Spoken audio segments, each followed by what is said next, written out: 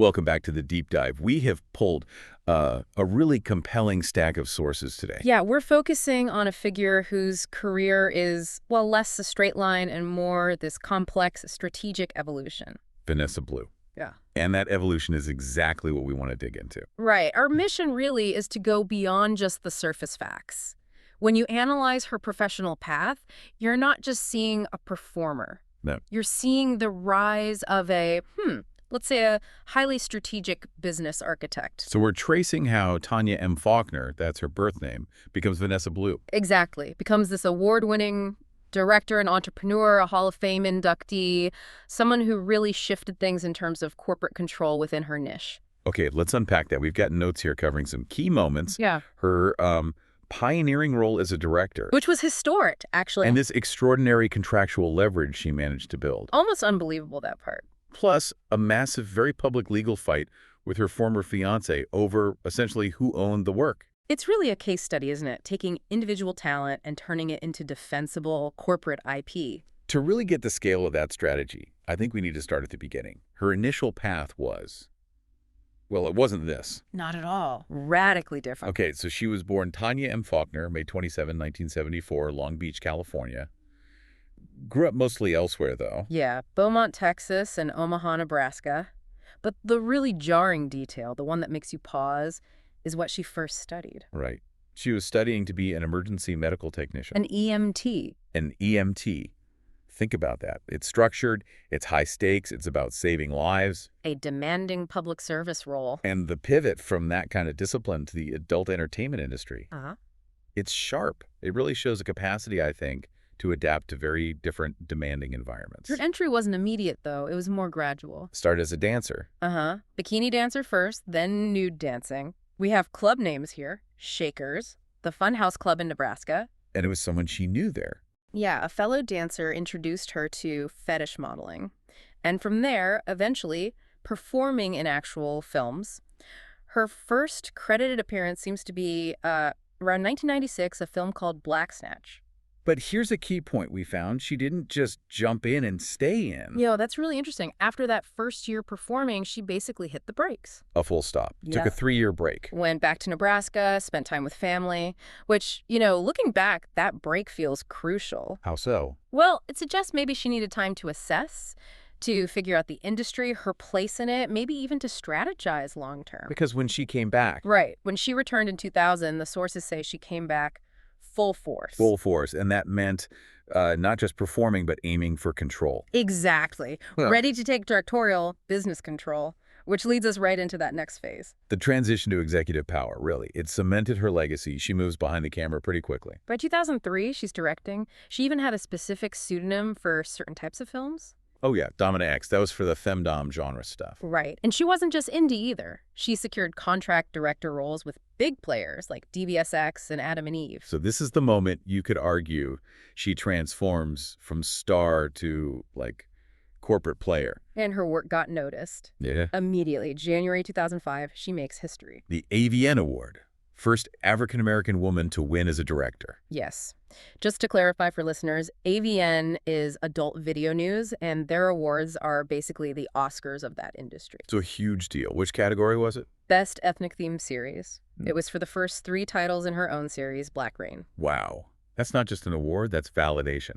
Proof of skill as a creator and someone who understood the market, finding an underserved niche. Absolutely, a pioneering achievement. But that breakthrough, it wasn't the end goal. It seems like it was the foundation for what came next. These massive contract moves. This detail just leaps out from the sources. It's extraordinary, really shows her power in the market. It really is. According to everything we read, she holds the distinction of being the only American female performer-director to hold contracts with both Playboy TV and Hustler Video. At the same time. At the same time. Okay, wait. Playboy and Hustler, they're like historic rivals, right? Bitter Competitors. Exactly. So how? How does one person manage to navigate deals with both?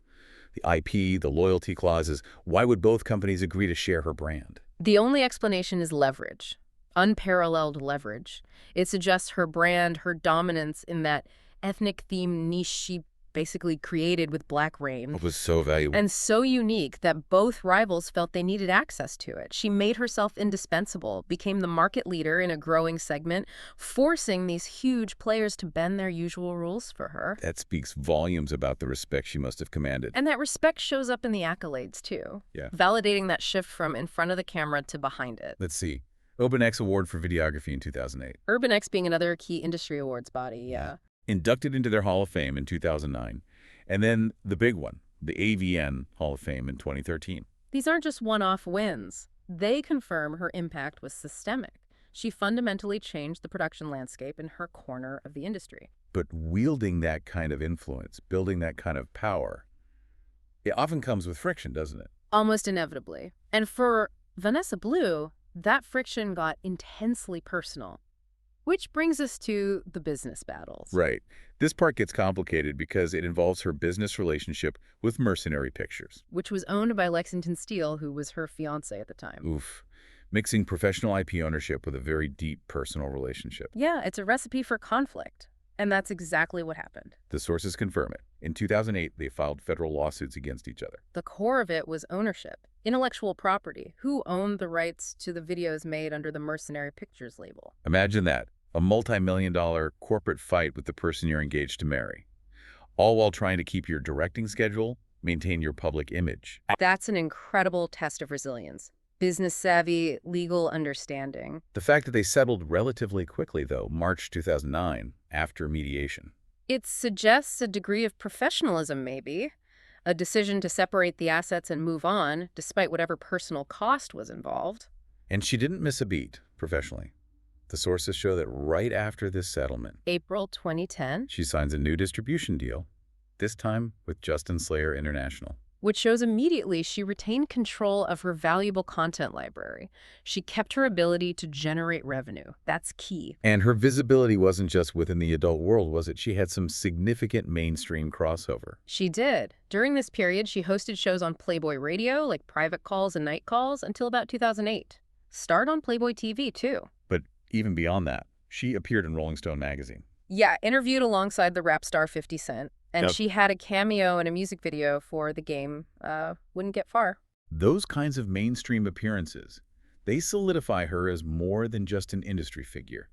She understood branding beyond her core business. And she was thinking about brand extension early on. Way back in 2003, she had her own line of adult novelty products. Right. And maybe the most significant part of this business phase, she set up her own production company. Yes, and specifically, the sources mentioned, to support and foster upcoming talent.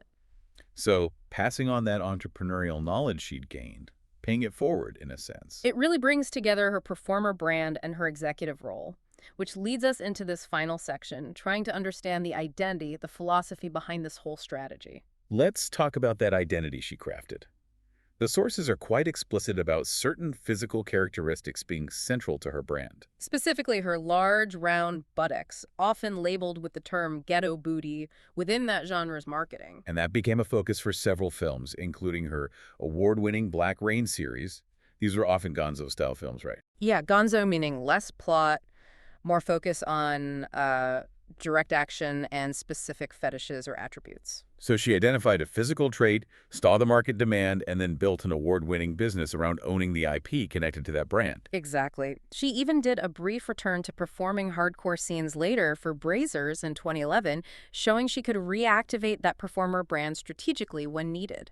It's fascinating how the sources try to explain the drive behind all this, using, psychological frameworks. They categorize her as an ISFP, that's sometimes called the artist type, described as creative, compassionate. And also an Enneagram Type 5 Wing 4. Right. Sensitive, empathetic, but also independent, drawn to the unusual. And if you put those together... You kind of see it, don't you? The artist's creativity fuels the directing.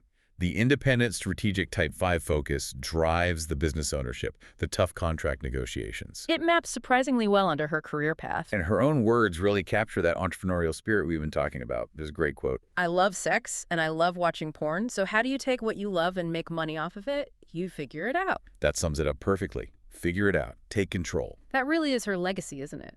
Converting passion into IP, into corporate control.